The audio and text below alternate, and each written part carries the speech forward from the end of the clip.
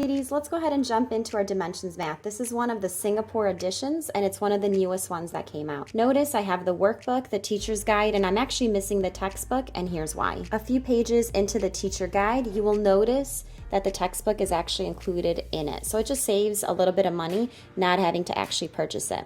So this is the beginning of the first lesson. I just want to guide you through it to get a better idea of how to use it. So I will typically open the teacher guide, skim through what the activity is, and I just kind of pick and choose what's important for my child. For example, it says, what happens to the number names when we bundle them into groups of 10? So they can talk about how we change ones to tens, tens to hundreds, and so forth.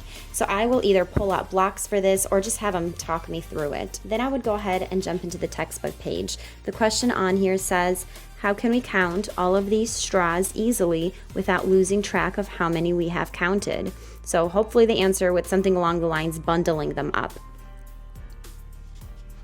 So next, I would go ahead and ask them how many straws there are using this picture. Now, if they're struggling with this, then I already know that I have to do more teaching. If they're not struggling with this at this point, I would stop and I would jump right into the lesson. And this is what it looks like. So I would go ahead and still guide them through here because now they're starting to write it. And this is the basics, which is the part that they kind of explain to me what they just learned, like how do I know how many thousands are here, how many hundreds are here. So they're kind of teaching it to me per se. Once they're done with the actual basics, the practice is what they will be doing on their own. So all the way through the challenge, that's what they're doing on their own to assess if they actually understood the lesson or if they need more practice with it. What I love about the basics and them teaching it to me, which I know that's not the intention of it, but I think it's really wise to use it this way, is because they always say that if a child can explain something to you, they actually can store it better in their mind and they can retain it for longer. So that's why I think it's really important for them to kind of explain their thought process and what they're doing.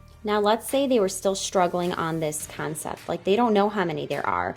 I would guide them through it, and then I would move on to the next page of the textbook and go through this problem and see if they can get it using the bundles and the visual. If from this point, again, they understand it, then I would jump to the workbook again and do the same thing, have them guide me through it, writing it down as they're teaching it to me, all the way through the practice when they do it on their own. If again they're struggling here, I would keep going. I never want them to feel like I have to go through all of these pages in the teacher guide. So notice the textbook does provide more examples. So it definitely provides plenty of examples for them to go through if they still need a little bit more guidance. But I'm going to be honest with you, and many times I do not have to get through all the textbook pages. So notice in this one, the answers are there. I honestly will pull some of these questions, put them on a whiteboard, guide them through it before they move on to the workbook. They also include activities for the chapters, which really help with grasping the concept. And here we are on to the next lesson. So again, I would skim this and see, is there anything that I need from here? Like talking about what is meant by the value of each digit, even writing a number maybe on a whiteboard and talking about the ones place, tens place, hundreds and thousands place. And again, I would jump right into thinking through this. How many beads do I have altogether? If they're able to answer that, I might go on to the next one depending on how secure their answer was. You can kind of judge for yourself if you feel like they need more to learn the concept. So I'm big on whiteboards, so if I need to go any further after I pull out the cards and they do this first problem and I ask them the place value of each, I would go ahead and include this on a whiteboard, covering the bottom so that they don't actually see the answers. Here's another activity that they include. So they typically try to include an activity for every chapter, and it's really sweet that they do that because it really keeps the child more engaged and it makes learning so much fun. What I love about the teacher guide is obviously how colorful it is. The textbook is obviously super colorful. We all know that children love color. Every single lesson is laid out with the objective, the materials you need for the lesson, and then the thinking process, just making them basically their minds start to think through what's about to happen. The learning process, which I use the textbook, and then the do, which again, I go to the workbook, but if they need more help, I do use it, and then the activity that they can use to cement those concepts. Now notice the pages turn gray, and that's because this is the actual copy of the workbook with the answers in it. So I would just put a sticky tab here as I'm going through it. That way I can go ahead and flip here quickly while we're doing the lessons. The activities that they provide can be used after a lesson is taught, but it could also be used in the middle of the lesson before them going on to their own practice. I even love the fact that they use colors for every single chapter. So this whole first section is one chapter, and then the gray section are the answers, followed by the orange section, which is chapter 2, and then gray section again with the answers. So they made it very easy to access all these parts. There's always an overview at the beginning of each chapter. It gives you a better idea of exactly what you need to do, like what page in this teacher guide to use, and then which textbook page corresponds with it, which again, I ignore that because I use this, and then the workbook page. I pretty much just keep going as long as you correspond a chapter with one of these. Now, if you're not a mathy person, they include notes at the beginning of each section. So here's kind of the outline, the suggested number of class periods that you should be spending on it.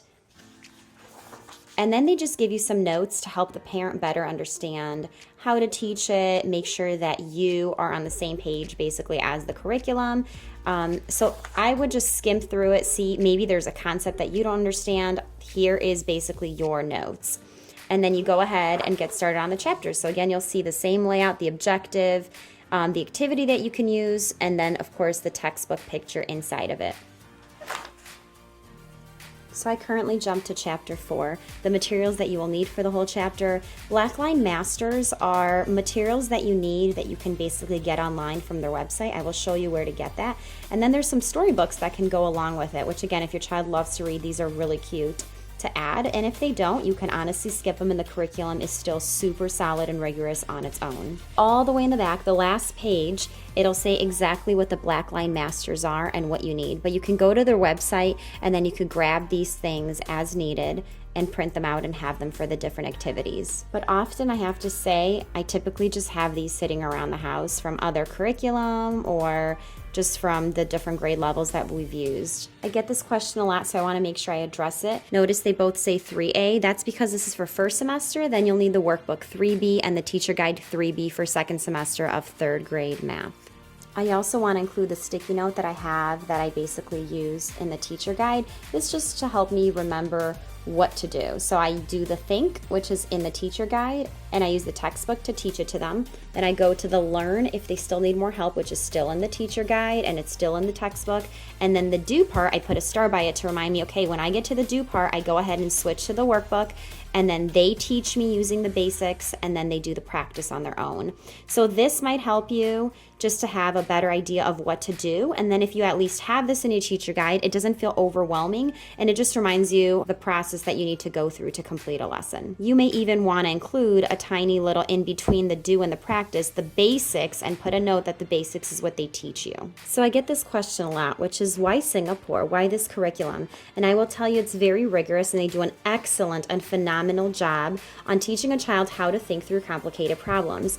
Here's an example. They literally guide you through. Instead of trying to just stack these up, they teach you how to do it in your mind. So of course right now it's currently on paper, but as the child practices breaking this down into number bonds and moving numbers over and just being super fluid with numbers, the child will be able to do this in their mind with time. So they'll take the 255 and they break it down into 253 and 2 in order to basically teach the child that this 2, we want to move it to 198 to make it 200. Now, of course, I wouldn't teach this to the child in the way that I explained it to you, but I'm just showing you why this is such a good curriculum. So it just really wires their mind to think the way a child thinks when they are very, very strong at math and can do this in their mind.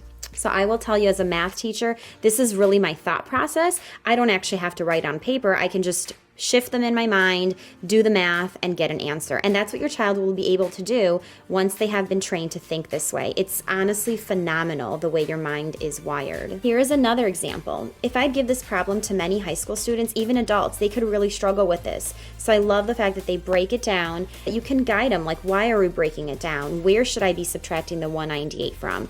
Would it be better to subtract it from the 200? Would it be better to subtract it from the 165? And of course, this is a very, very in-depth concept, but this is actually taught with much simpler numbers. So this might seem complicated, but it's actually really simple because they've been doing this every single year since they started adding and subtracting. I call it fluency in numbers. Here's another example of why I love Singapore. They do a really good job of showing the student the visual. So they're able to see these diagrams and figure out which piece is missing. And they really do a phenomenal job of including a lot of charts and a lot of visuals to guide them through it. Now, I wish they had color, but I could overlook that because of how great the curriculum is. Here's another example. They tend to have a lot of puzzles like this. I call them puzzles, some people don't, but it really just, again, makes the child think. So they're really thinking problems, and some actually consider them as little puzzles, like what number is missing, what does it have to be? And so it's just really good discussion, really solid curriculum. Look at this awesome challenge problem. Of course, some people might not think this is awesome, but for the math teacher in me, I love this. Put either an 8 or a plus in each box to make this equation true. So they're kind of messing with this to figure out what will equal 1,000, and it tells you that there will be 5 numbers added together. I would never want anyone to think that this problem is easy or that my child would be able to solve it. They would need a lot of guidance, and you're more than welcome to use the answer key in the back.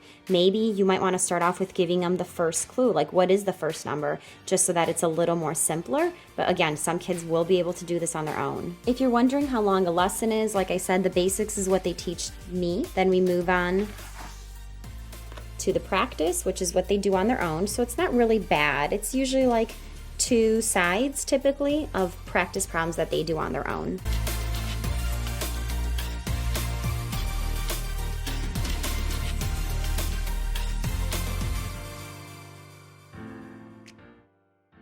There you have it, Dimensions Math by Singapore. Don't forget to hit the like button, subscribe, and comment below with what you love or what you're struggling with when it comes to Dimensions Math. Have a wonderful day.